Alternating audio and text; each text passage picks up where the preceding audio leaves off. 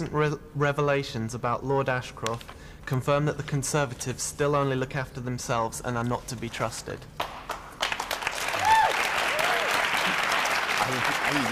Will Self. They are a pretty seedy little crew. There's no doubt about it. William Hague has been virtually in Ashcroft's pocket. He clearly knew what was going on with Ashcroft's non-dom status and has been economical with the truth about that.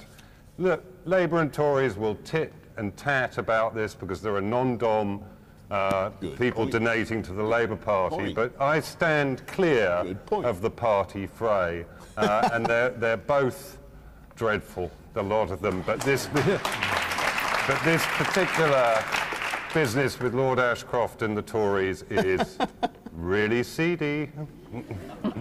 Boris Johnson. Well, I'm grateful to Will for at least pointing out that all parties, including the Liberal Democrats, and they can't climb on the moral high ground before they try to. All parties have taken money from non-doms and continue to do so. You know, where I think the Ashcroft, before you all start piling in on me, but where I think the Ashcroft thing and the case of Lord Paul, who's a big Labour donor, need to be straightened out. I don't think you can sit in Parliament and make laws and not be domiciled in this country for tax purposes, right? And that is going to be sorted out, as I understand it. There's a bill going through which has some clause which is going to be amended, and Lord Paul and Lord Ashcroft will no longer be able to do that. Have you taken Ashcroft money yourself? Well, unfortunately, I can demonstrate that Lord Ashcroft is not quite the influence in the Conservative Party that you might think he is, ladies and gentlemen, because maybe just that you aren't quite the the very point I was going to make, Will, and thank you. Absolutely right. When I was trying to become Mayor of London some years ago, I actually went into Conservative Centre, and I actually bumped into Lord Ashcroft, and the first thing he said, of course, to me was that he didn't think I was the right candidate, which may attract a lot of support here tonight.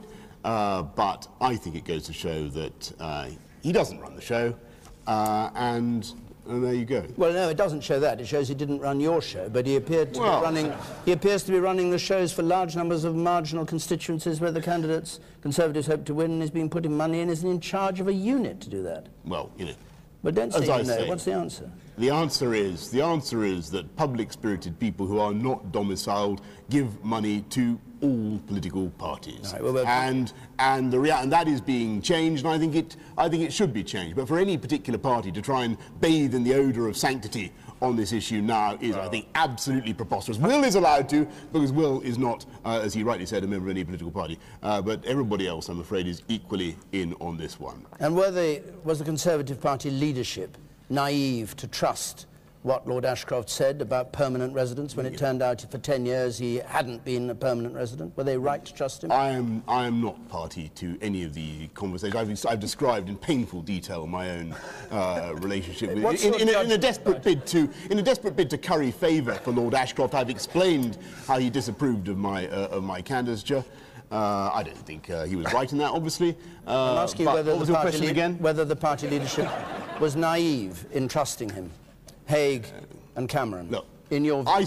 my strong view is that if you are going to sit in the Parliament of this country, you should be domiciled in this country for tax purposes. Well, that's not the answer to the question. I think it should be sorted out as soon as possible. There's an answer contained in there. No, there isn't. Yes, there is. Yes, well, that's what your leader says as well, but that doesn't answer the question about the naivety, but maybe we'll come back to it. Shirley Williams.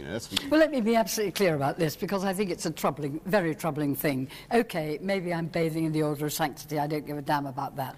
Let me say, first of all, that this was a man who made a clear pledge in 2000.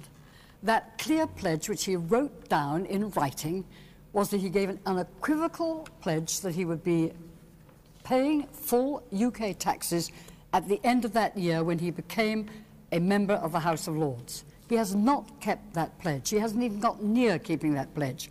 Right up until now, 2010, he has not at any point gone and fulfilled that pledge. That's quite serious, because we don't want our politics bought by money from people who don't even live in this country and don't pay taxes in this country. It's unacceptable in a democracy. Number two, he has said...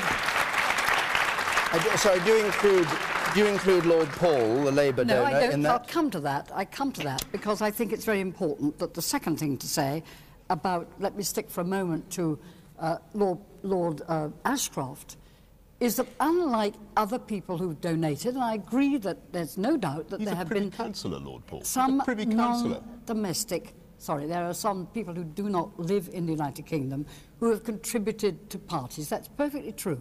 But none of them that I know of, none of them, with the possible exception of Lord Paul, who I'll come to, are actually members of the legislature. To actually be a member of the legislature responsible for trying to draw up British law and have most of your living and your wealth and your assets in another country just won't do. It's a very dangerous path. And Lord Paul? Now, yeah, I'm not going to avoid Lord Paul. Lord Paul, who is a member of the Labour Party and has contributed substantial sums to the Labour Party, there's no doubt about that, is, I think, not in the same boat as Lord Ashcroft because he hasn't made a pledge and not kept it. He is in the same boat as Lord Ashcroft in the sense that he's a non-dom. I think he should be asked to pay every bit of tax that he owes all the time that he's been in the House of Lords. But let's be quite clear. Only one of those two men made a specific pledge in writing 10 years ago.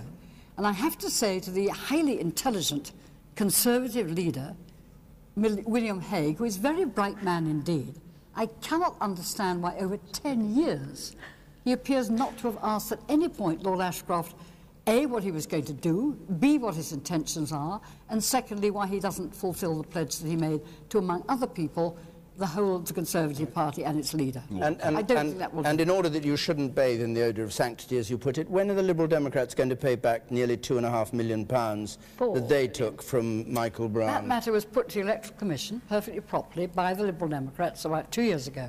And the Electoral Commission found that there wasn't an objection to that particular donation. Well, you can keep the money? Yes, with nothing to do with the non-dom issue. We sent it to the Electoral Commission and we let them make the decision. Andrew Adonis. Well, I